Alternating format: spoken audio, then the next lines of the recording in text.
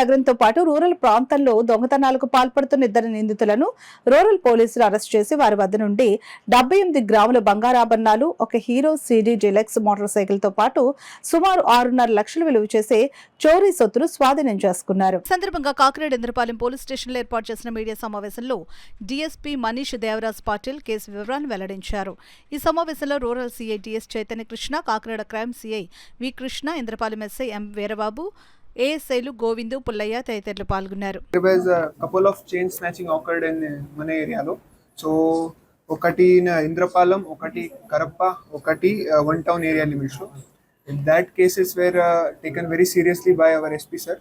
So under SP sir's guidance we have formed one team under the CCS garu, CI garu, SI garu. We have formed one team and we will able to nab those criminal in very short span of time. They have done a very great job. In that case we have seized a total 78 grams of gold we have seized. ఒక HF Deluxe also we have seized. DSP గారు ASP sir ఆధ్వర్యంలో మేము special teams form చేశారు. ఒకటి CCS inspector గారి ఆధ్వర్యంలో, రెండోది rural inspector అయిన ఆధ్వర్యంలో 2 స్పెషల్ టీమ్స్ ఫామ్ చేసి ఈ ముద్దాయిలను ఎట్టి పరిస్థితుల్లో పట్టుకోవాలి అని స్పెషల్ టీమ్స్ ఫామ్ చేయడం జరిగింది.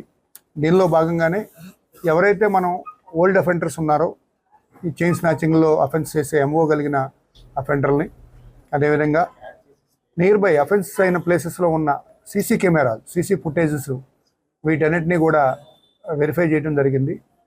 వాటి ఆధారంగా మాకు 2 వ్యక్తుల మీద సస్పిషియస్ వచ్చి వారిని తీసుకొచ్చి వాళ్ళ మీద నిఘా పెట్టడం జరిగింది. దీనిలో భాగంగానే ఆ నిఘాలో భాగంగానే సీసీ ఫుటేజ్లు ఎంతో ఉపయోగపడినాయి. కాబట్టి వారిని ఇన్ఫర్మేషన్ మీద ఇంద్రపాలెం ఎస్ఐ గారు పట్టుకొని అరెస్ట్ చేయడం జరిగింది. వారి దగ్గర నుంచి ఈ 4 కేసుల్లో బంగారాన్ని రికవరీ చేసాం. సుమారు 78 గ్రాములు బంగారం రికవరీ చేయడం జరిగింది. ఈ స్నాచింగ్స్ అయిన ప్రాపర్టీస్. అదేవిధంగా ఇతను నేరాలకు ఉపయోగించే బండి కూడా కరప పోలీస్ స్టేషన్ పరిధిలోనే ఒక ఏరియా నుంచి దొంగతనం చేశాడు. ఆ బండి ఎవరిది ఏంటని తెలియాల్సి ఉంది. దాన్ని కూడా వెరిఫై చేసి కేసులో రికవరీ చేశాం.